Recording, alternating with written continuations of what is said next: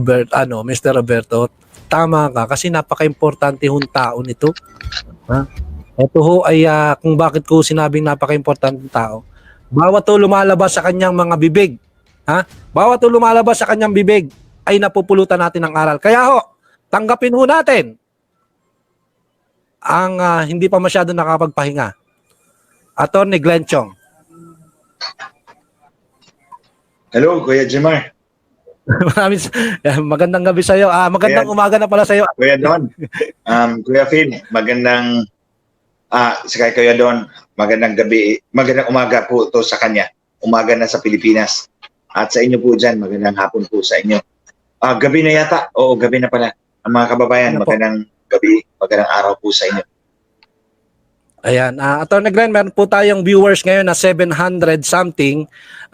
Sabi ho nila, hindi raw ho sila matutulog hanggat hindi raw ho kayo dumarating. Yun ho ang sabi ng mga viewers natin. Kaya pakibati po sila, Attorney Glenn. Salamat po. Kuya Jemar, mga kababayan, ako po yung humihingi sa inyo ng paumanhin. Supposedly, kanina pa po itong ating gabi, 12 midnight, galing pa po ako doon sa dinner ni BBM. Once in a while kasi pag nandito po siya sa Manila, galing po sila ng Baguio. Matapos po siya naka-recover ng COVID infection. At inanyayahan po niya kami ng dinner tonight. Kanina, alas 7, nung matapos po akong live, dumiretso na po ko doon. At normally kasi actually, nagpapalit po ako ng damit in between ng public appearances ko po. But this time, I don't want you to wait any longer. Kasi alam po nag-antay po kayo ng matagal. Ako po yung humihingi po sa inyo ng paumanhin at magandang araw po sa inyong lahat. At maraming salamat for staying in tune dito sa programa ni Kuya Jemar at mga kasama po niya. Ayan, maraming salamat, Attorney Glenn. Actually, Attorney Glenn, hindi pa naman ho kayo late. Kasi alam naman natin na yung programa ho ng Reaction TV is 1 o'clock in the morning. Talaga ng madaling araw. Ginawa ko lang yung taktika na yun para ho yung sasabihin ninyo, mas marami ho ang makakaalam, makakarinig. Kasi para once and for all na maibahagi ho nila. Kasi 700 na to, kung isa lang ho ang magsishare niya mga yan, marami ho, libo-libo ang aabutin yan. Kaya ho, nagpapasalamat din ho kami, Attorney Glenn. Kasama ho ang aking co-host na si Don Kenkoy, si Philip Bren, at kami ho ay nagpapasalamat. Don Kenkoy, pakibati muna si Attorney Glenn bago tayo mag-start ng ating katanungan. Mabilis lang tong katanungan natin kay Attorney Glenn. Sige, Don Kengs. Ayun, muli po, magandang umaga po sa inyo, Attorney Glenn Chong, at kami po ay nasisiyahan na muli po kayong nakapiling dito sa live ni Reaction TV, at ako ay masayang-masaya muli po kayong makakausap at maaaring makapagtanong ng ilang katanungan. At sana po ang aking hiling ay lagi kayong nasa mabuting kalagayan, pati ang inyong buong sambahayan. At ang inyong kalusugan ho ay huwag nyo sanang mapapabayaan. At dahil nandito ho ang mga Pilipino na sumusuporta ho sa inyong isinusulong na hybrid election people's version, kami po ay kaisa nyo sa inyong adsikain. Kaya kami ho ay lubos na nagpapasalamat. Alam namin na kayo halos hindi pa nagpapahinga. Pero nandito ho kayo sa ating live stream ni Reaction TV. Yun ho ay lubos namin pinagpapasalamat. Muli po, magandang umaga sa inyo. Magandang umaga, sir. At maraming po salamat sa inyo. Maraming salamat, Don Kengs. Philip Bren, pasok para kay Attorney Glenn. Magandang umaga po, Attorney Glenn Chong. Ako morning, ay isang sugit mo talaga na tagapagsubaybay kahit sa page mo. No, nandiyan ako at lagi akong nanonood, babantay ng mga post mo.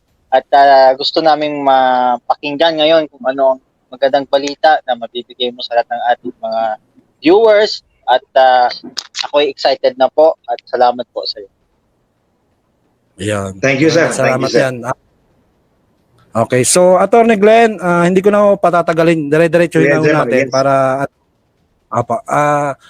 kasi dito, bukod dun sa topic natin mamaya tungkol dun sa mga hybrid election at sa COMELEC, yung gagawin nilang botohan, kinukulit ho ako dito ng aking may bahay. Kasi siya ho ay inyong fanatics din. Ang sabi niya rito, pakitanong mo naman kay Attorney Glenn kung ano na raw po ang update sa kaso ni Richard Red Santillan para ho sa kaalaman din ho ng lahat. Opo, sir. Kuya Jemar, ma'am, marami pong salamat. Natapos po kami nung Miyerkules, nag-arraignment po kami sa korte. Dalawampung pulis itong kumitil sa buhay ni Richard.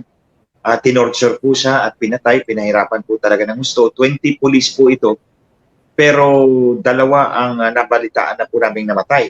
Pero kailangan pa po naming makumpirma ito. And then yung dalawa naman ay sumuko, yung 16 ay still at large. Nagtatago po ang mga salaring ito. So, makikita po ninyo na flight is an indication of guilt. Ang pagtatagas, ang pagtatago ay indikasyon ng kasalanan. At so, yun na nga po. Nitong nakaraang Miyerkules, nag-arraignment po kami sa dalawa na akusado. Ang problema lang po namin ay hindi po kami nakapag-participate dahil hindi po kami binigyan ng link ng korte. Pero nag-explain naman po ang korte at naintindihan po namin yun na naglalag po kasi ang kanilang internet connection, prepaid lang po ang gamit nila. So nilimit po nila. Anyway, sabi nila may abogado kami. So ang sabi ko lang po, dapat ay in-inform nyo kami na hindi nyo kami bigyan ng link kasi kami, pupunta na lang kami doon sa opisina ng aming abogado. Kasi ako, hindi ako nag-enter ng appearance bilang abogado ni Richard at this time. Kasi may mga tinatapos pa ako. At alam ko na maraming abogado ang kalaban namin. This time, 4 ang abogado sa kapila. So, isa lang ang ako lang. Saka kinuha ko si Attorney Tom Berenguer. And hopefully si Attorney Trixie Cruz Angeles din. So, kaming 3 ang mga abogado ni Richard. At kasama yung fiscal. So, 4 kami. So, mag-expect ako na madadagdagan yung kanilang mga abogado in the future. So, pagkatapos ng arraignment, ang arraignment po, ito po yung babasahan ka ng sakdal at tatanungin ka ng korte kung ano yung plea mo, guilty or not guilty. So, natapos po tayo doon. So, ang next hearing is sa November 3. Itong darating na November 3 ay pre-trial. So, sa pre-trial po, dito po namin pag-uusapan kung ano ang mga facts na admitted aadmitin namin at tatanggapin namin, aakuin namin, at ano naman po yung sa kanila. Ano yung mga facts na hindi namin tinatanggap. Kasi, yung mga hindi natin tinatanggap at hindi nila tinatanggap, yun ang kailangan nating patunayan. Pero yung accepted facts, like for example, sasabihin namin na kayong 20 na mga pumatay kay Richard Santillan ay mga pulis. Totoo naman pulis sila, so admitted fact yan. So hindi na po namin kailangan patunayan yan. Di ba? Kasi inadmit na po nila, kasi totoong pulis po sila. Okay, papa-admit namin sa kanila na kayong 20 pulis, nandoon kayo sa crime scene. Anong patunay nun? Sinabi ninyo sa inyong affidavit, inadmit ninyo na kayong 20 pulis ay nandoon sa crime scene. Hindi na po namin kailangan patunayan yun kasi admitido po sila dyan. So yung mga facts na hindi, mga bagay na hindi po admitido nila, hindi nila tinanggap, hindi namin tinanggap, yun ang papatunayan po natin. So kung makikita po ninyo, itong mga papel na nasa likod nitong test na to, yung mga papel na may mga orange, yan na po ang mga dokumento na yung mga annexes namin na ipapamarking sa korte. So imamarking yan, ito ebidensya namin to, ito ebidensya namin to. Yung ebidensya nila, gagawin din namin ebidensya. Tapos i-explain namin sa korte kung ano ang purpose na i-o-offer namin yan as evidence. So in a way na sa ganitong paraan ilimit natin yung witnesses, ilang witnesses ang i-present namin, ilang witnesses ang i-present ninyo para po hindi humaba masyado ang trial. So ang purpose po ng pre-trial ay mapabilis ang paggulong ng hustisya. So that's the next step, November 3, ang pre-trial ng kasong ito. But I'm hoping and I'm praying and I'm also asking si Chief PNP Cascolan na kung maaari lang po sana paigtingin ninyo ang kampanya sa mga pulis na ito na mahuli ninyo. Mahuli ninyo ng mga pulis na ito at mapresenta po ninyo sa korte para iisang kaso lang po tayo. Kasi ang mangyayari nito, kung itong dalawa ay matapos ang paglilitis nito at may nahuling 5, maglilitis na po uli kami. Magsisimula na po kami uli sa step 1 hanggang matapos ang trial. So kung nahuli na yung 2, nahuli yung 5, may nahuli na namang 5, magtra-trial na uli kami. So sa halip na isang kaso, depende kung ilan ang mahuhuli at ilan ang maiharap sa korte. So mangyayari po, natapos na kami sa unang kaso, babalik na lang ulit kami sa pangalawang kaso, may pangatlong kaso, may panglimang kaso. So, it's important na mahuli itong lahat para isang trial lang po tayo. So, yun. Tapos, nag-apply po ito hindi ko pa po ito na pag-usapan yata. Nag-apply po ang dalawang pulis na ito na si Captain Barnatsa at si Staff Sergeant De La Cruz. Humiling po sila sa korte na doon lang sila ikulong sa EKJ Detention Center sa Krami. Ito po yung anti-kidnapping group. Nasa Camp Krami po ito sa loob at doon po sila ngayon nakapiit, nakadetene. So humiling po sila sa korte na doon na lang sila idetene. So nag-file po kami ng opposition to their motion to detain sa EKJ. Bakit namin inopose ito? Unang-una sabi namin, walang cogent reason, walang rason kung bakit dyan kayo. Normally doon kayo sa normal na piitan. Doon kayo sa normal na kulungan. Pwede kayo sa Manila City Jail, sa Quezon City Jail, o sa Taguig. Pero ayaw nila sa Rizal Provincial Jail kasi may mga napakulong daw sila noon nung sila'y pulis pa. So, baka daw sila patayin doon. So, ang sabi namin, okay, doon kayo sa regular na detention center, hindi po dyan sa AKJ. Kasi po, sa AKJ, ang detention facility ay 20 tao lang ang capacity. Ngayon, nasa 40 plus na sila. So, hindi po sila pwede doon. And then, pangatlo, alam namin na binibigyan sila ng special treatment, VIP treatment dyan sa loob ng Camp Krami. Kaya ang interest namin ay tanggalin sila dyan at ilagay sa normal na kulungan, sa ordinaryong kulungan. Kasi sabi nga po ni Chief PNP Cascolan na kung ang mga pulis ay nahuli ng katiwalian, dapat ay makulong sila na mas masahol pa kaysa mga ordinaryong kriminal. Yun ang sinabi ni Chief PNP Cascolan. I remember that one, the date is September 14, 2020. September 14, Lunes yun, 2020, kasi nag-meeting kami noon sa Camp Krami. Hinarap kami ni Major General Joselito Vera Cruz. So pagkatapos noon, yun ang sinabi ni General Cascolan na ang mga pulis na sangkot sa katiwalian, sa kriminalidad ay dapat makulong na mas masahol pa ang treatment sa kanila. So yun po ang ginamit namin sa korte na rason na hindi sila dapat sa AKJ idetine, kundi sa normal na kulungan. Yun po ang mga mahalagang updates dito sa kaso ni Richard. Kuya Jamal. Maraming salamat. Maraming salamat, Atty. Talagang nakuha pa talaga nilang mag-request ng custodial area sa Krami. Ano ho yun kakaiba ho yun. Dapat yung mga ordinaryong kasama rin ho nung mga tiwaling pulis na yon. At talagang sabi ho ng misis ko, sana daw ho talaga ituloy-tuloy na maparusahan na yung mga taong gumawa ho ng masama kay Richard Santillan. At yan po yung ating update. At pag-uusapan na ho natin ngayon yung reason kung bakit to naandito si Atty. Glenn Chong na yung advokasya po para ho sa pagbabago ng ating bansa. At sa hinahangad ho natin, ito ho yung daan. Okay, update po sa election 2022 dahil marami ho tayo nababalitaan na marami hong panukala na kakaiba ho ayon sa Constitution. Ang magpapaliwanag ho niyan si Atty. Glenn Chong, katulad ho yung 3 days na botohan at yung gustong ipagpaliban. So si Atty. Glenn Chong po ang makakasagot ho sa atin yan kung ano ho yung mga tama at hindi dapat gawin pagdating ho sa election. Dahil si Atty. Ho ang mas nakakaalam nitong mga bagay na ito. Sige po, Atty. Kuya Jemar, Kuya Don, Kuya Phil, kababayan, dito po tayo magsimula sa budget na hinihingi po ngayon ng COMELEC sa Kongreso. Humingi po sila ayon kay James Jimenez. Ito po yung spokesperson ng COMELEC.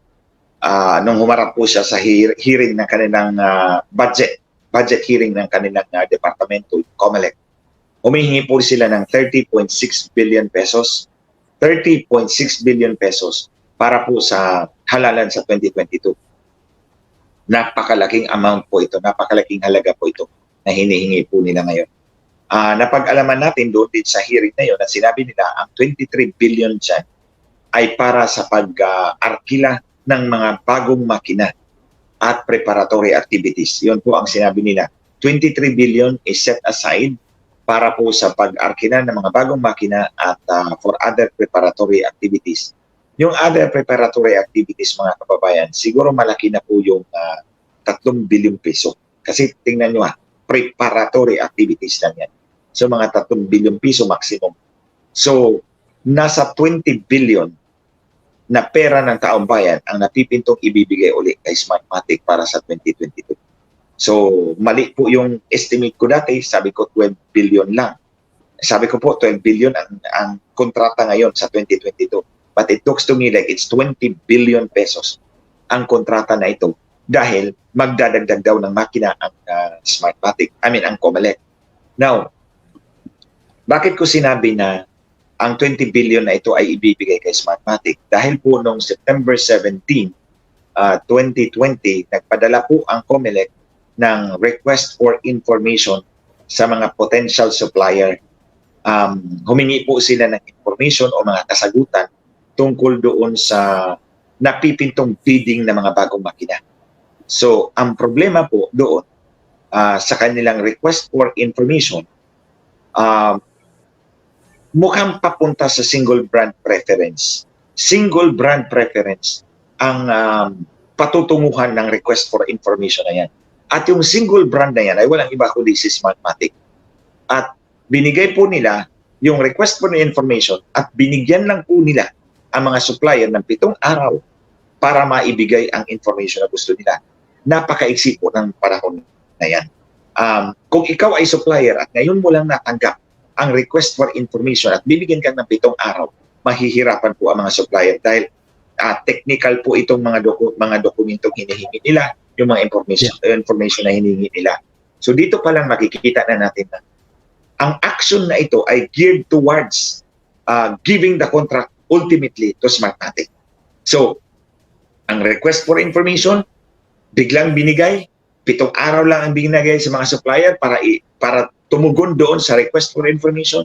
Tapos yung contents ng request for information papunta sa isang single brand preference na hindi, ito ay labag sa batas, sa procurement law, yung single brand preference. Hindi yan pinapayagan kasi dapat competitive bidding. Pero yung single brand preference na yan ay papunta yan kay Smartmatic. So, ito na. Sabi ng Comelec, 2 ang option nila. Una ay ipapakumpuni yung mga old PCOS machines. Pangalawa ay mag-arkila ng panibagong mga makina. Alam naman po natin na hindi na makukumpuni yung mga old machines, yung VCMs at both yung PCOS machines at yung VCMs ng 2010, 2013, 2016, 2019 elections, hindi na po makukumpuni yun. Obsolete na po yun. So, yung perang ginastos natin doon is nasa 20 billion pesos po yun. So, yung 20 billion pesos na yun, wala na pong saysay yun. So, ang nangyayari ngayon, pinapasakay tayo ng Comelec dito sa refurbishment o pagkumpuni ng mga old machines. Pero pagdating ng panahon, sasabihin na yan ni Smartmatic na hindi na namin kayang ikumpuni yan dahil sira na o wala na pong time. So, ang mangyayari, papunta tayo sa mga bagong makina at ang makakakuha ng kontrata ay walang iba kundi si Smartmatic. Bakit ko sinabi ito? Dahil nangyari na po ito noong 2016 elections nung si Chairman Bautista pa, Andres Bautista pa ang chairman ng Comelec. Nung si Bautista pa ang chairman ng Comelec, ito rin ang kanilang ginawang script. Una, refurbishment of old machines. Pangalawang option, lease new machines. Mag-arkila ng bagong makina. So, nung papunta na yung panahon na, nag-September na, September 2015, malapit na yung eleksyon. Biglang sinabi ni Smartmatic, hindi na namin kayang ikumpuni lahat ng makina. So, ang sabi ng Comelec, sige, mag-bidding na lang tayo ng bagong makina. At napunta lahat ng pera natin sa kay Smartmatic. So, kung anong ginawa nilang script noong 2016, yun din ang ginawa nilang script, yun din ang ginagawa nilang script ngayon, 2019. 2022 para sa 2020. Kaya po, wala ka talaga mong katiwa-tiwala dyan sa Comelec na yan. Lahat makikita mo, lahat ng aksyon nila ay papunta kay Smartmatic uli. At this time, hindi na sila kontento sa 12 billion na kontrata. 20 billion na. So mahigit, lalagpas na sa 40 billion ang nakulimbat talaga ng Smartmatic dito sa ating bansa mula pa noong 2010. Ayun, maraming salamat Atty. Glenn. Ibig sabihin ho pala, talagang harap-harapan ho yung ginagawa ho nila dahil doon ho sa budget hearing na yon talagang lumubo ho ng napakalaki at kasama ho doon yung lumang tugtugin na refurbish. Kahit ano hong machine at paulit-ulit mo yung ginamit, bibigay ho yan. Then sa susunod na naman uli, attorney, kailangan na talaga natin bumili ng machine.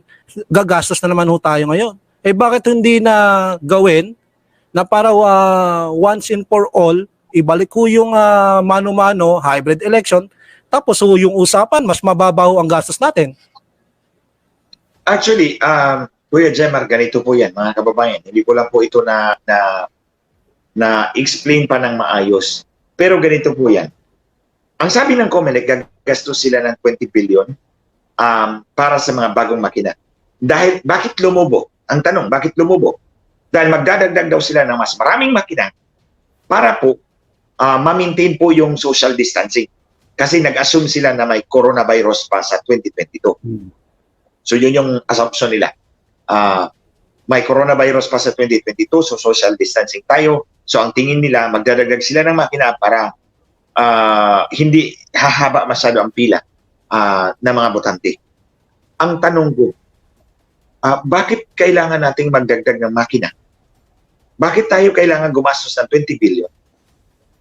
Kung pwede naman nating buwagin ang mga clustered precincts at gawin nating established precincts uli, isang presinto, 200 lang ang botante sa halip na 1,000. At gawin po nating hybrid election system, manual ang botohan, manual ang bilangan, automated ang transmission. So sa botohan, wala ka pong pwede mong buwagin ang mga malalaking presinto, maliit na lang ang bilang ng botante sa bawat presinto, tapos walang makina, walang pila, so mamimaintain mo yung social distancing. Pero hindi ka gagastos ng 20 billion. Bakit tayo gagastos ng 20 billion at ibibigay natin kay Smartmatic? Para magkapera. Yun ang simpleng yun ang simpleng explanation dyan eh. Bakit tayo gagastos ng 20 billion para magkaroon ng social distancing sa loob ng presinto? Dudublihin mo yung makina doon? Why don't we do away with the machine? Tanggalin natin yung makina ng Smartmatic, mano-mano ang botohan, mano-mano ang bilangan. At mag-transmit, automated. Bakit ang transmission automated? Dahil hindi natin kailangan ng 2-3 makina. Isang tablet lang ang kailangan natin sa bawat presinto. So, kung social distancing ang problema ni COMELEC, balik tayo sa mano-manong eleksyon, mano-manong bilangan at automated transmission. Hindi mo kailangan ng 2 makina sa loob ng presinto. Hindi mo kailangan gumastos ng 20 billion. O kung gagastos man tayo, pinaka-maximum dyan, 12 billion pesos. So, 20 billion ang Smartmatic COMELEC system ngayon, ang atin hybrid, 12 billion. Savings ng gobyerno, 8 billion. Laki ho. So, saan tayo dyan? Kahit may machine, kahit may machine, attorney, tapos walang machine, andun pa rin naman yung social distancing. Mas makakatipid pa tayo. Yes, simple mathematics. Sa COMELEC at Smartmatic ngayon, yung binabalak nila, 20 billion ang gastos dyan. Sa hybrid election system, ang gagastusin 12 billion. So, easily, 8 billion ang savings ng gobyerno. Bakit natin ipipilit si Smartmatic? Bakit? Dahil may gustong kumita. Hindi lang sa hindi lang sa patong doon sa kontrata, kundi sa pagbibenta ng mga posisyon sa gobyerno at mandaya sa ating halalan. That's what this is all about. Ayun. Tama. Philip Bren, tanong mo kay Attorney Glenn. Attorney, may tanong ako kasi nag-post ka sa group natin, sa group nyo, no? Kasali ako sa group nyo actually, no? Nagsabi ka dito na yung 3 araw na halalan na balak ng COMELEC.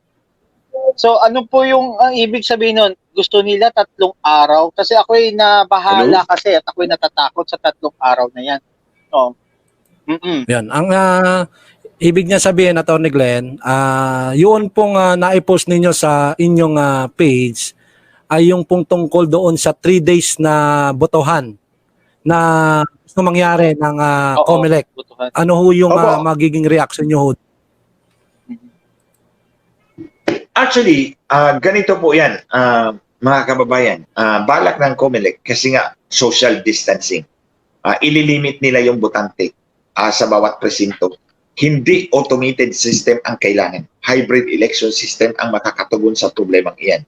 At kailangan natin isang araw lang ng eleksyon. Sa hybrid, that's another point of difference. Gusto ng COMELEC na spaced out yung mga botante over 3 days. 2 days, 3 days.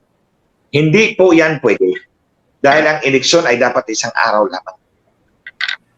Dahil kung gawin nating 2 araw o 3 araw ang ating halalan, mas madali pong mandaya ang mga mandaraya sa sistemang iyan. Bakit po? Kung uunahin po natin na pabotohin ang mga senior citizens, paunahin natin ang mga senior citizens, paunahin natin ang mga persons with disabilities sa unang araw ng halalan, malalaman na po ng mga election managers ng COMELEC at Smartmatic kung sino na po ang lumalamang na kandidato sa unang araw pa lang ng botohan. So kung ganon, sabihin natin tayong 4, sa screen na ito tayong 4 ay mga kandidato. Sa unang araw, bumoto na po ang mga persons with disabilities at ating mga senior citizens. Dahil automated, may makina doon sa presinto. Ang maa-access po nila ang initial result ng eleksyon. At malalaman po nila kung sino sa ating 4 ang lamang. At pupuntahan nila o kakausapin nila. Theoretical lang po ito pero pwedeng mangyari. Kakausapin ang kayong 3 kung sino ang magbabayad ng mas mahal sa impormasyon para sa pangalawang araw ng eleksyon at pangatlong araw ng eleksyon makakagawa ka ng milagro para ikaw ay manalo. So, sa unang araw, malalaman na nila kung sino ang lamang. Pwedeng kausapin ang mga kalaban. Ito, si Glenn Chong na ang lamang dyan. So, anong gagawin nyo? Bahala kayo. Anong gagawin nyo? Babayaran nyo. Huwag kayong bumoto. Takutin nyo. Para pangalawang araw, malalamang na kayo. Pangatlong araw, mananalo na kayo. So, ang ibig ko pong sabihin, kung 3 araw ang halalan, mas madaling mandaya ang mga mandaraya. Mas madaling magkapera ang mga sindikato, COMELEC at Smartmatic. So, hindi po katanggap-tanggap yun. Again, bakit kailangan 3 araw? Dahil po, iisa lang ang kanilang makina. O 2 lang ang kanilang makina. Kahit kung isa man ang kanilang makina o 2 ang kanilang makina, hahaba at hahaba pa rin ang pila. So kaya ang kanilang gagawin is spaced out nila ng 3 araw para ma-comply yung social distancing. Hindi kailangan yan sa hybrid election system. Bakit po? Sa bawat presinto, maximum 200 lang ang botante. Pwede pa natin pababain to 100 voters per precinct. Okay. Pababain natin to 100 voters per precinct. So mas lalong walang pila dahil walang makina doon sa loob ng presinto. Kapag walang makina, walang delaying point, walang choke point na mga botante. Kasi ang choke point kasi dito sa eleksyon ay ang makina. Kasi example kung sakali natapos ang 10 botante, agad, all at the same time, ang 10 botante ay natapos bumoto. Pipila po yung 10. Kasi isa-isahan lang ang pagpasok ng balota sa makina. Nagets po ninyo? Isa-isahan lang kasi, so yung 10, pipila. Tapos dahil nakapila ang 10, walang bagong botante makapasok sa labas. So kayong botante sa labas, pila din kayo. So 2 ang pila sa Smartmatic system. Pila sa labas, pila sa loob, papunta sa makina. We do away with that. Tanggalin natin yan, hybrid election system ang gagamitin natin. Dahil kapag natapos po ang 10 botante, wala pong pila dahil walang makina sa loob ng presinto. Ihulog mo lang ang iyong balota sa ballot box, umexit ka na, papalitan ka ng bagong botante. So, sa halimbawa ko kanina, kung Smartmatic yan, may makina sa loob, pipila ang 10 botante na natapos na bumoto. Isa-isa. Tapos hindi pa kakainin, iluluwa pa. Hindi pa lulunukin ng makina, iluluwa pa, mag-exhibition pa ang balota mo. May top, may bottom, may front, may back. 4 na beses. Ilang minuto ang mawawala. So, hahaba ang pila sa loob, mas hahaba ang pila sa labas. Kaya nag-imbento ang COMELEC ng paraan kung paano nila magawa ang eleksyon na Smartmatic pa rin. Pero may social distancing. We do away with Smartmatic. Tanggalin natin ang makina sa loob. Ang 10 botante na natapos bumoto sabay-sabay, walang pila, diretso ihulog mo lang sa ballot box ang iyong balota. Umexit ka na, papalitan ka ng bago. Matatapos ang eleksyon sa isang araw lamang at mabibilang ang ating boto sa harap ng publiko. So that's another difference between Smartmatic at hybrid election system. Ayun. Maraming salamat, Attorney. At saka Attorney, doon na nga lang ho sa one-day election natin. 'Di ba? na nadadaya pa. Yung pa kayang 3 days. Eh talagang Yes. malaki ang chance. Yun na nga. At Don Kengs, ano ang magiging tanong mo kay Atty. Glenn at mamaya ako magtatanong. Ayun, Attorney Glenn Chong, ako lang ay may kunting katanungan Yes, sa sir. inyo. Opo. Tungkol ho sa hybrid election, which is, na sabi ko na rin ho ito kanina, na noon pa mang una is manual naman na talaga yung ginagawa natin. Actually, si Smartmatic, ang tingin ko nga lang dyan, taga-bilang naman siya eh. Hindi naman siya yung sabihin mo Opo. na pag sinabing Smartmatic yung ginamit mo is hindi na manual yung ginawang pagboto. Manual pa rin naman eh. Nagsishade tayo.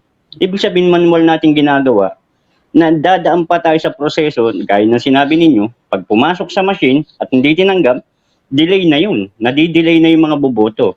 Which is, Yes, totoo. sa hybrid election, pag bumoto ka ng manual, sinade mo yung mga gusto mong, o kung ano man ang gagawin sa hybrid election, pagdating mo dun sa iyong ballot box na ilalagay mo yung balota, pag shoot mo, gaya ng sinabi nyo, labas na, palit. Ngayon, ang akin hong tanong, Atty. Glenn Chong, kumusta Yes, na sir. po yung ating, inyong sinusulong kasama na sumusuporta sa hybrid election, meron na ho ba tayong nakikitang pag-asa na matutupad, magkakameron ng katuparan yung matagal na nating hinihintay na eleksyon na manual na bilangan? Yun po yung gusto kong ma-update ngayon. Yun ang aking inaasahan. At papaano po natin mapipigil yung isinusulong ng COMELEC na hindi lalabag sa ating batas? Actually, sir, kanina po, habang nag-dinner kami, kasama si BBM, napag-usapan natin yun. At doon ko lang nalaman, kasi hindi ko pa na-check yung email ko, doon ko lang nalaman na kahapon pala, nagpadala na pala yung committee ni Senator Amy Marcos ng draft, yung draft report ng kanyang committee tungkol doon sa, di ba nag-hearing po si Senator Amy Marcos doon sa hybrid election system bill na ipinail po ni Senate President Soto. So nag-meeting po kami niya ng Zoom noong Hulyo. Tapos pinasa ko po sa kanila yung version na sinulat ko. At ang sabi ng kaibigan kong si Atty. Hubert Guevara, ang sabi niya, yung mga concerns namin, yung mga security measures na dapat ay nandun, nakalagay po yun sa draft ng committee report ni Senator Amy Marcos. So, up to that point, yun po ang maibibigay ko po sa inyong update. But dito po sa House of Representatives, kasi dapat meron ding House version, meron ding Senate version. Sa House of Representatives, may 5 bill po doon na nakabitbit. Isa po yung sinulat ko. Hanggang ngayon po, wala pa pong nangyayaring hearing sa committee po ni Congresswoman Juliet Ferrer. Siya po ang chairman doon sa House of Representatives. Si Senator Amy Marcos naman sa Senate. So yung sa Senado, inaaksyonan po yun ni Senator Amy Marcos. Sa katunayan, may committee report na po siyang draft. Dito naman sa House of Representatives, wala pong nangyayari. Yung 5 bill na nakabinbin pa rin po ngayon, inuupuan po ni Congressman Juliet Ferrer. So, ang pag-asa po natin dito, mga kababayan, ay kung sana i-certify as urgent bill ni Pangulong Duterte ang hybrid election system. Kasi po, pag sinertify po ng Pangulo na urgent bill ang hybrid election system, mapipilitan po ang House of Representatives na nagkaroon ng hearing, lalabas ang committee report, magputukan at maging batas ang nasabing bill, kung ano man ang final version nito.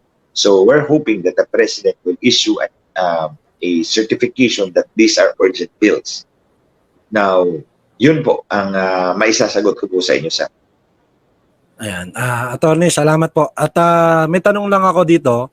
Attorney Yes, po. Glenn, makakatulong po ba doon sa isinusulong nating hybrid election yung mga supporters po natin, yung mga viewers din no, ng kung ano-ano mga vlogger na sumusuporta sa hybrid election? Makakatulong po ba yung ginagawa namin o yung gagawin namin na maggawa kami ng open letter to send Malacanang? Makakatulong po ba yon o ano po ang opinion nyo ron? Kuya Jemar, mga kababayan, whatever you can do to help our country for our future, kailangan po natin yon. Wala naman po tayong mga kapangyarihan na maipilit natin sa kanila kasi sila po ang nakaupo. Hindi naman po tayo nakaupo. Mga ordinaryong mamamayan lang po naman po tayo. Pero kailangang sumunod ang ating mga representante sa Kamara at sa Senado sa kagustuhan ng taong bayan. Pero hindi po nila malalaman yun kung hindi po natin ipapakita sa kanila. Di po ba? Ang ating mga hinalal pala ng Smartmatic pala. Pero ginamit po ang ating pangalan, ang ating mga presensya sa presinto. Ganito po yan. Pwede po tayong we can go into an academic discourse and discussion of the right of suffrage as it is hijacked by Comelec and Smartmatic, but that's another topic. So, ito lang, ang ating eleksyon ay hinhijack ng Comelec at Smartmatic, hindi yan ang kagustuhan ng taong bayan. Pero at any rate, ginamit po nila tayo bilang props sa araw ng halalan. So ito po yung mga konsiderasyon.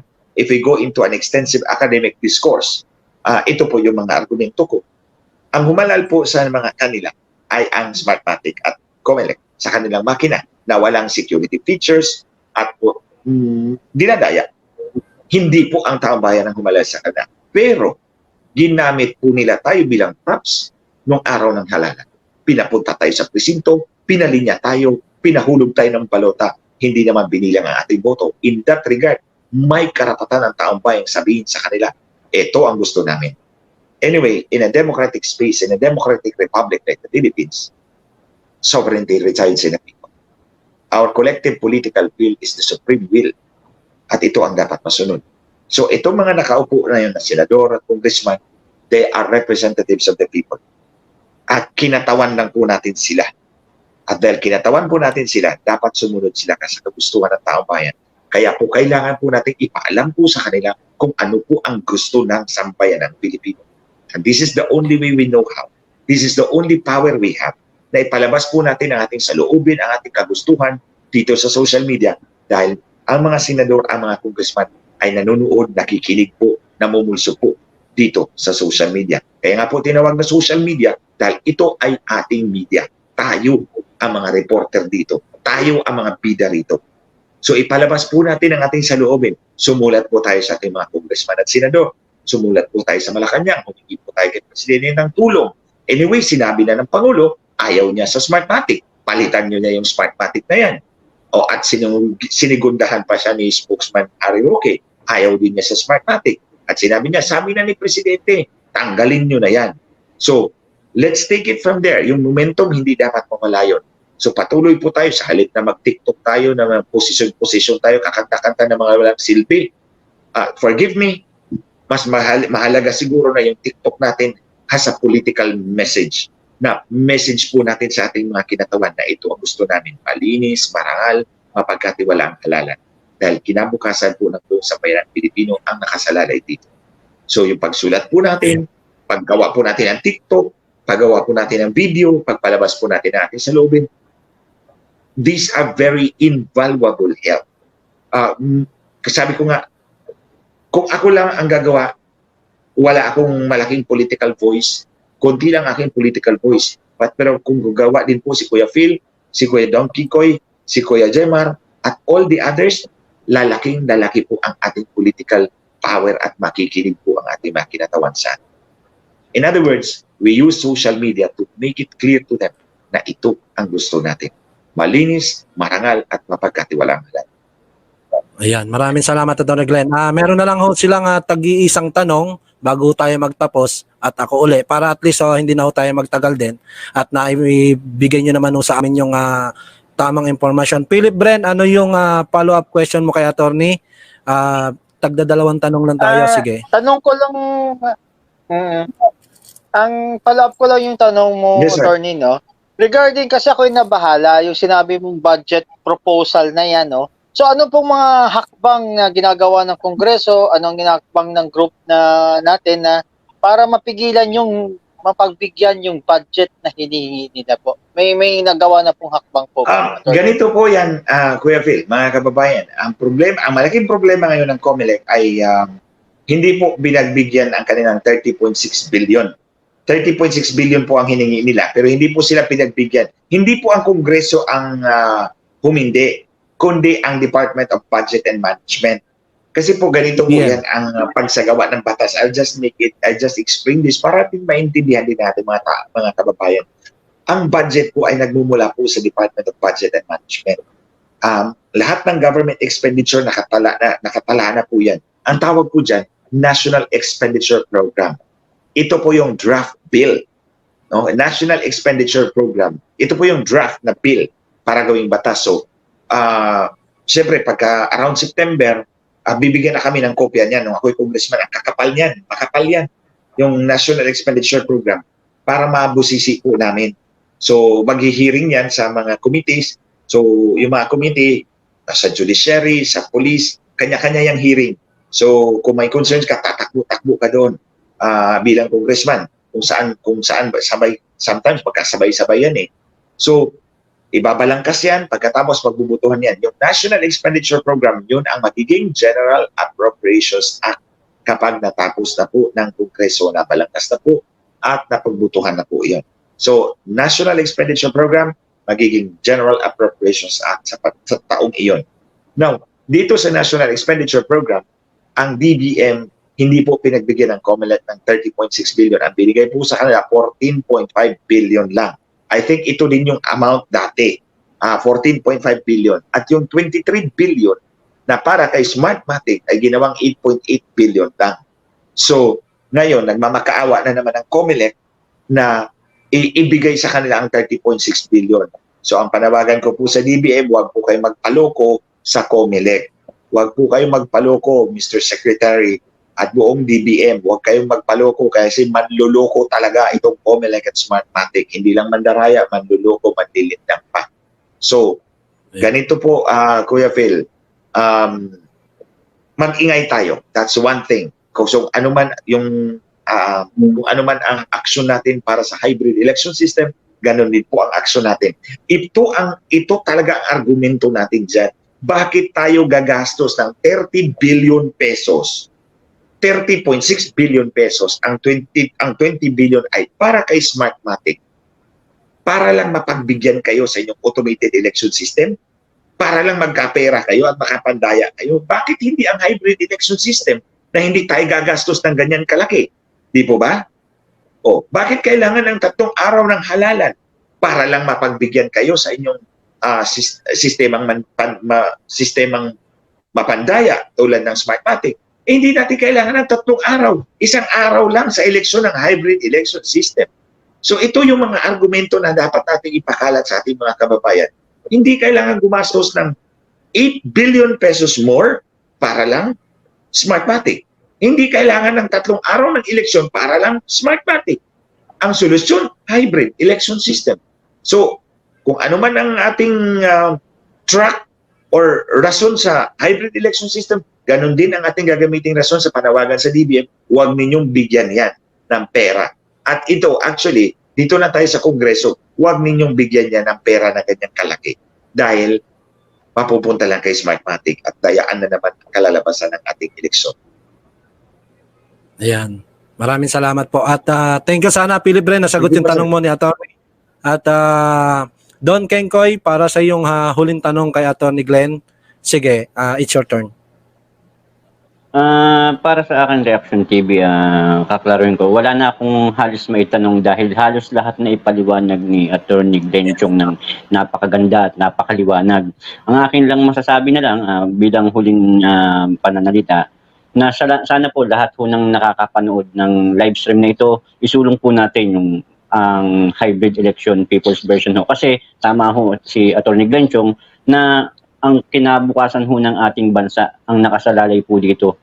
Kaya hanggat maaari ho, kung kaya natin na ikwento sa ating mga kaibigan, kamag-anak, o kung sino pa man na may papahatid natin yung tungkol sa hybrid election, i-share po natin sa kanila. At nang tayo po ay lumakas, kumbaga, meron tayo ng boses kasi kung iilan lang po talaga, hindi ho magtatagumpay ang sinusulong na napakagandang layunin ni Atty. Glenn Chong. At muli po, Atty. Glenn Chong, ako yung nagpapasalamat. Kayo po ay muling nakarating dito sa live stream ni Reaction TV at naipaliwanag niyo uli ng maayos ang lahat ng mga bagay na dapat naming malaman.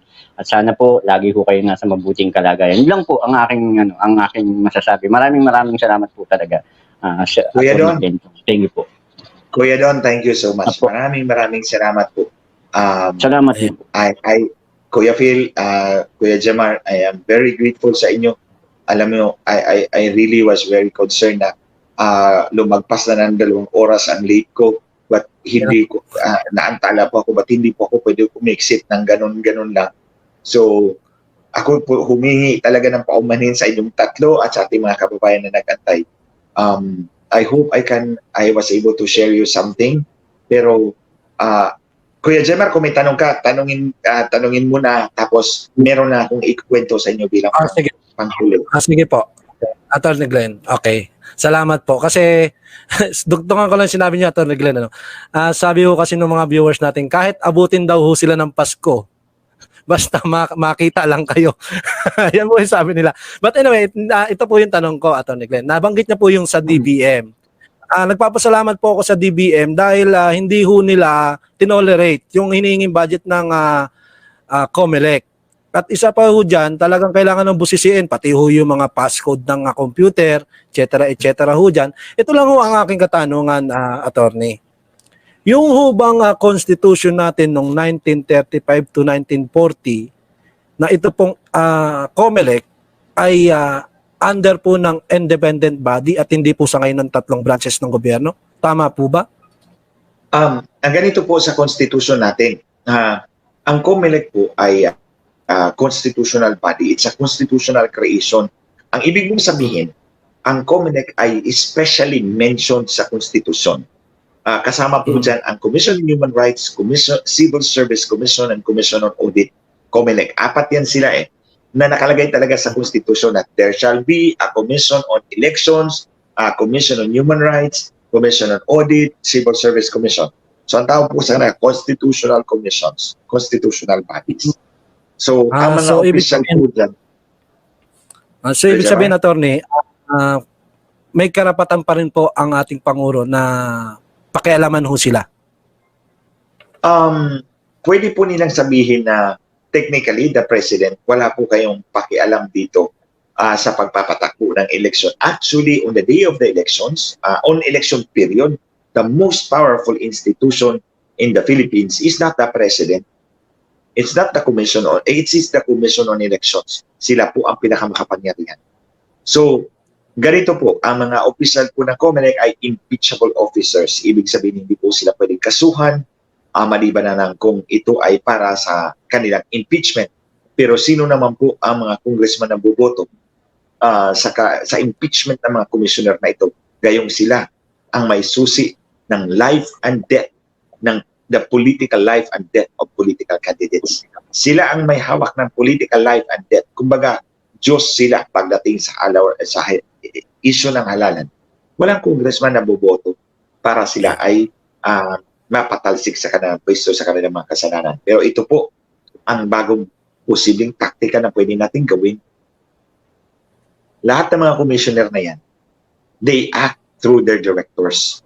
Yung mga director, si James Jimenez, Director for Public Information, si Flororita, Director Flororita, Director Karingal, Director Esther Rojas ng EBAD. Imagine kayo, yung pangalan pa lang, EBAD, Election Bad.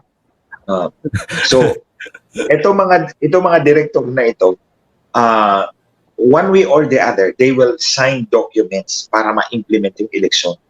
So, dito natin busisiin ang mga dokumentong kanilang pinirmahan.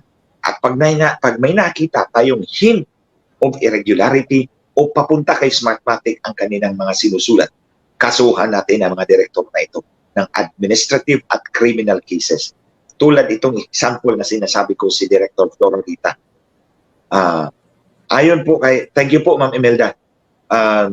Ayon kay Director Flororita, siya po ang sumulat ng request for information na yung sinasabi ko kanina. Na may pagkiling papunta sa single brand preference, which is a violation of the procurement law. So kung gayon, pwede natin kasuhan si Director Flororita para makita ng mga direktor na hindi na natin pwedeng gawin ang ginagawa natin noong 2010 hanggang 2019 elections. Kasi sa 2022, pagkakasuhan tayo ng administrative at criminal na kaso kapag ang ating pirma ay nandoon sa dokumento. So this is actually a paradigm shift ng ating strategy. Dati ang kinakasuhan namin commissioners. Ngayon hindi. Ang direktor ang kakasuhan natin para maaksyonan talaga. Kasi ang commissioners, impeachable officers, hindi po aaksyonan ng ombudsman yan. So, ito po ang pwede natin gawin at this time. So, ang magagawa ng Pangulo talaga is to certify this as urgent bill, yung House, yung hybrid election system, para po pag naisagawang batas yun, wala na pong magagawa ang Comelec at Smartmatic. Talsik talaga ang Smartmatic sa sistemang iyan. Ayan, maraming salamat Atty. Glenn. Thank you po Atty. Glenn, at basahin ko lang ho dito yung mga viewers natin saglit lang Atty. Glenn, ano. Pwede niyo hong sagutin, pwede niyo rin hindi sagutin. Atty. Glenn, kumusta po ang kaso ni BBM sa PET para kay FBP? Ayan, pwede niyo pong sagutin, pwede niyo hindi po sagutin. Okay po. May live po ako kanina. Ganito na lang po, ma'am. May live po ako kanina. Yung nauna po nitong post. Ito ngayon, shinare ko to. Sa wall ko po, shinare ko to. Tapos yung poster kanina, yung before that, ito pa rin yung shirt na sinuot ko kanina kasi nag-live ako. Tapos tumunta ako kay BBM. Tapos bumalik ako dito diretso. Di na po ako nagpalit. Kasi late na. So, nandun po yung explanation ko po tungkol sa protesta ni BBM. Please view na lang po the video para maintindihan po ninyo ng gusto. Ang hindi ko lang po nasabi doon, ito ngayon, yung kaso po ni Justice Marvic Leonen. Siya po ang bagong ponente or officer in charge ng kaso ni BBM, yung protesta ni BBM. Mukhang may problema yata si Justice Marvic Leonen. For 8 years, hindi siya nag-file ng SALN. Hindi po siya nag-file ng SALN. So kung matatandaan po natin, natanggal po si Chief Justice Sereno dahil sa issue ng SALN. So ito ngayon ang issue na lumalabas ngayon. Hindi ko ito nasabi kanina na si Justice Marvic Leonen ay may problema rin sa SALN. Mga 8 taon yata na wala po siyang SALN na pinay. Ang narinig ko po na rason niya ay nag-prescribe na yan. Kaya ibig sabihin nag-prescribe na po ang kanyang offense. Kasi mahigit 8 taon na. Ang sagot ko po dyan, with all due respect sa kay Chief Justice Leonen,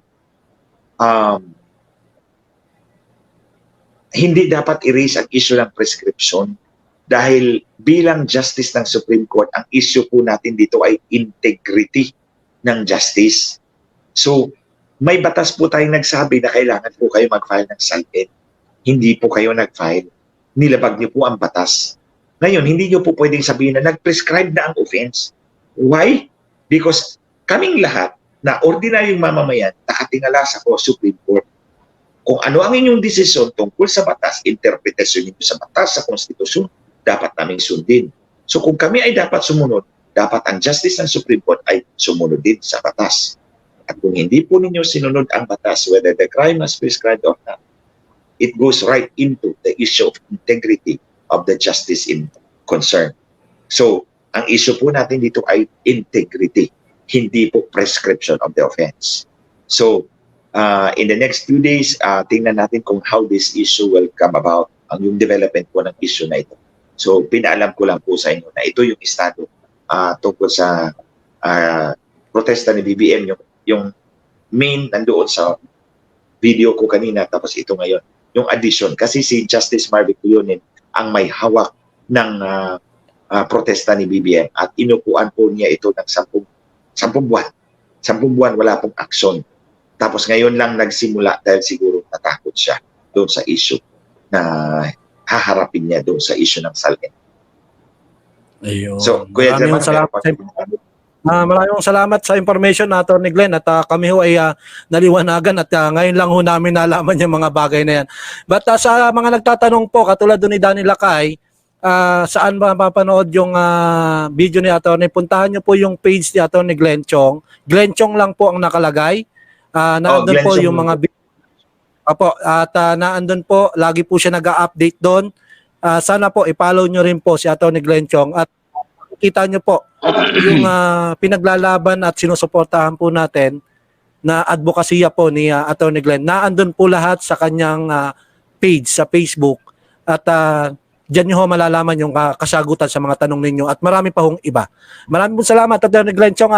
Gusto ko lang pong maibigay sa inyo yung pagkakataon na ito ho yung huling bahagi na masabi niyo po sa mga kababayan natin. Sige po. Opo, Kuya Phil, Kuya Don, Kuya Jemar, mga kababayan. Ang pinagdaanan ko po nung ako'y nag-CV po bilang congressman sa Biliran, kitang-kita ko po kung anong nangyari doon sa mga proyekto ginawa ko para sa akin, mga kababayan. Ulitin ko ito, bumili ako ng 14 na school buses, air condition po yun. 7,000 mag-aaral. Araw-araw kinukuha po ng aming school buses mula sa barangay. Hatid po sa kanilang mga paaralan at balik po sa kanilang barangay at wala po silang binabayaran kahit piso.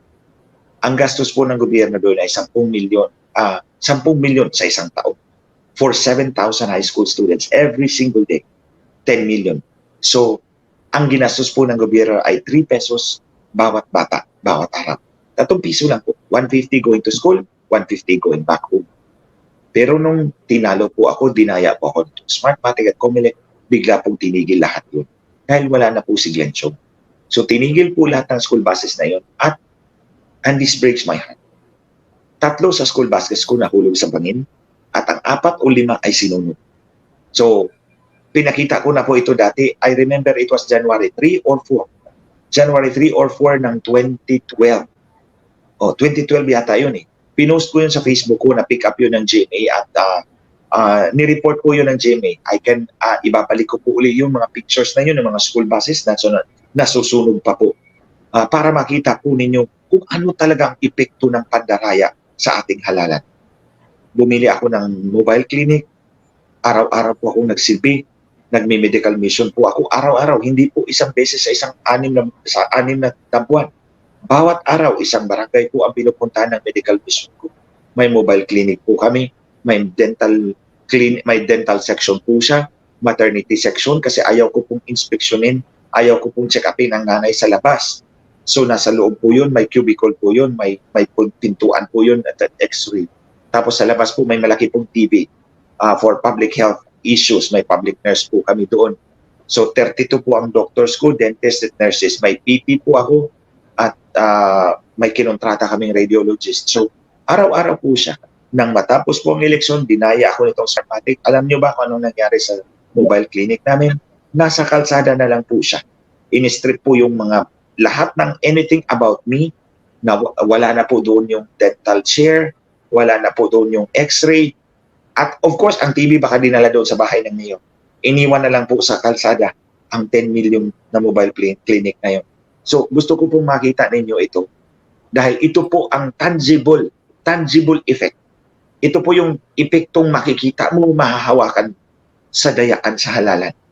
We started right. I started right. I wanted to serve my people the best way I can. Ginawa ko po ang lahat na kaya kong gawin. Pero pagdating po sa eleksyon, hindi ko po kontrolado ang Comelec. At hindi ko po alam na sindikato pala ito at ang Smartmatic. So, yun po, ipapakita ko po uli ito sa inyo para makita po ninyo ang tangible na epekto ng pandaraya sa halalan. Ito, isa lang pong kaso ito sa Biliran. What more for the entire country? What will it speak of our future as a people? Tingnan po ninyo ang inyong mga anak, ang inyong mga apo. Who will care for them? Tayo dapat, we care for them. And one of caring for them is we set our election system right. Kasi kung tama po ang ating sistema ng halalan, makakasiguro tayong tama ang mga lingkod bayan na ating mapipili sa bawat halalan. Remember this, investment po natin ito sa kinabukasan. Not for us, but for our children, sa ating mga anak, sa ating mga apo. I hope you will take this very seriously. Nagbuwis na po ako, hindi ako, ang kinakapatid ko po si Richard Santillan. Nagbuwis na po siya ng buhay dito. Dumanas po siya ng matinding paghihirap para lang mapangalagaan at hindi nila ako masira. Nagpakamatay siya for me para lang po patuloy akong lumalaban sa sindikato ito. And I'm here fighting, not only for Richard, but for you, and for the rest of the country, for all of us, for all of our future. Yeah. Yun lang po. Ayan. Maraming salamat, Atty. Glenn, at kami rin ho, kasama niyo ho sa inyong pinaglalaban. At pinapaabot po ng ating kaibigan dito, ito ho, nagtatrabaho din ho ito sa RTC. Ma'am Marlene. Ayan, taga-RTC din po siya sa probinsya ho. Maraming salamat po at alagaan niyo po ang inyong kalusugan, Atty. Glenn, dahil kailangan po kayo naming mga ordinaryong Pilipino. Ito nga po sinasabi ko, Atty. Glenn. Ako po ay hindi mayaman. Hindi rin po ako talagang ma-influensyan tao. Ako po ay ordinaryong Pilipino lang na naghahangad ng pagbabago at tapat at malinis na eleksyon para yung mga politikong gusto nating mailuklok at may pagmamahal sa bayan, yun ang ating mailagay sa tulong po ng hybrid election. Ayun po, Atty. Glenn. Kuya Jemar, let me thank lang si Ma'am Marlene. Marami pong salamat. I'm taking good care of myself. But all the rest, I leave it to God. Alam ko naman na ang laban na ito ay, thank you po Ma'am Marlene. Alam ko naman na ang laban na ito it's beyond us. Only God can give it to us, but kailangan din po natin kumilos. We cannot expect God to come down and help us literally. God will help us in many ways. Isang tulong ng Diyos, pinagtagpo tayo, si Kuya Phil, si Kuya Don, si Kuya Jemar, and many others together. Mas marami na tayo ngayon. Come to think of it, nung panahon na una akong lumaban dito, mag-isa lang po ako. Halos pinagtatawanan ako ng taong bayan. But now we are many and we are growing more. I know and I believe that's God's grace. But we need to do our share because it is our future that is at stake. Yan. Maraming pong salamat, Atty. Glenn, at nagpapasalamat po ako sa pangalawang pagkakataon na kayo po ay nakasama uli sa aming live reaction. Maraming salamat po dahil kayo ho, tunay naming sandigan. Maraming salamat sa oras nyo, Atty. Glenn. Natutuwa po kami lahat. Kuya Jemar, Kuya Don, Kuya Phil, mga kababayan, tandaan po ninyo, hindi ako ganito katapang kung hindi sa paniniwala ko sa Diyos and knowing also that you are right beside me and behind me. Hindi ko kaya itong ako lang mag-isa. And I am grateful, very grateful Ang hiling ko lang that you are ang hiling behind ko lang me. po, ang hiling ko lang po I am very sa ating Yes, sir. ang hiling ko lang po, Atty. Glenn, sa ating mga kababayan, ipagdasal po si Atty. Glenn Chong para malagpasan po itong advocacy na to. Maibigay sa tama yung hinihiling po natin. Opo, thank you, Kuya Jemar. Basta I know I will keep fighting for as long as you are by my side and behind me. Ipanalo po na ito para sa ating sambayanan, para sa ating kinabukasan. Together we will win by God's grace. Marami pong salamat. Muli, Kuya Jemar, Kuya Phil, Kuya Don, mga kababayan, muli ako humihingi sa inyo ng paumanhin. My apologies talaga for being so late. Wala pong problema, Atty. Glenn. Handa po kami kasi bawat mga binabanggit nyo sa amin, nadadagdagan nyo ang aming mga kaalaman. Kayo ang nagiging professor namin, mentor kung tawagin. At sana po, Atty. Glenn, hindi lang po ito yung huli-uli na makakasama ho namin kayo. Yes, Kuya Jemar, just let me know. Marami pong salamat. Thank you po. Just let me know. Support po natin. Support po natin hybrid election with Atty. Glenn Chong. Ayan po. Thank you. Ayan, maraming salamat. Sige. Kuya Jemar, thank you so much. Good evening sa inyo ni Kuya Phil and Kuya Don Kengkoy. Good night. Kasi matutulog na tayo. Alas 3 na ng umaga. Good night, guys. Maraming salamat po. Atty. Glenn Chong, salamat po talaga. Kay muli na naman namin nakapiling dito. Lubos po kami. Sir, matulog na tayo, sir. Ay, ako after ho kasi ng ating live stream na ito, meron pa ho kung ibang aakyatan na kaso hindi na live stream eh. Kumbaga chismisa na lang namin. Yung po ang routine ko na sa araw-araw. At lagi ho kayo okay, sir. Ingat kayo, ha? Tapos po ng aming Kuya live Phil, stream. Kuya Don, Kuya Jemar, ingat kayo. Salamat po, Atty. Glenn. Nag-uusap sa likod ng camera para ho pag-usapan yung mga nagmi-meeting ho kami pagkatapos. Hindi lang ho basta live streaming, kami ho ay nagpaplano paano kami makakatulong sa inyong pinaglalaban. Kaya naka-schedule ho kayo lagi sa amin. Ito yung time para si Atty. Glenn Chong umakyat dito. Kasi ito yung mga dapat ng Comelec. Kaya ho talagang sabi ko nga sa inyo, request ho ng mga viewers dahil sila ho ang kailangan nyo nang may ano si Atty. Glenn dahil kailangan niya magsalita sa Reaction TV kung paano ang gagawin natin dito sa issue na to. Kaya maraming salamat Atty. Glenn dahil naandito na naman ho kayo. Okay, thank you Kuya Jemar, Kuya Don, Kuya Phil. Salamat din po. Kababayan. Okay, I will ask for your permission na kasi Opo. magbibihis na ako and Apo. magbabasa pa talaga actually. Ako magbabasa pa ako for tomorrow. Salamat po sa time Atty. Glenn. Salamat po. Salamat Sige, po talaga. thank you so much guys ha, and God bless you all. Keep safe. God bless you. Itong pamilyang hinahanap kung saan may boses ang lahat. Mainit na issue pinag-uusapan. Halika tayo'y magkwentuhan. Reaksyon TV, ikaw ang tunay. Komento mo at ibigay. Sama-sama tayo'y magkaisa.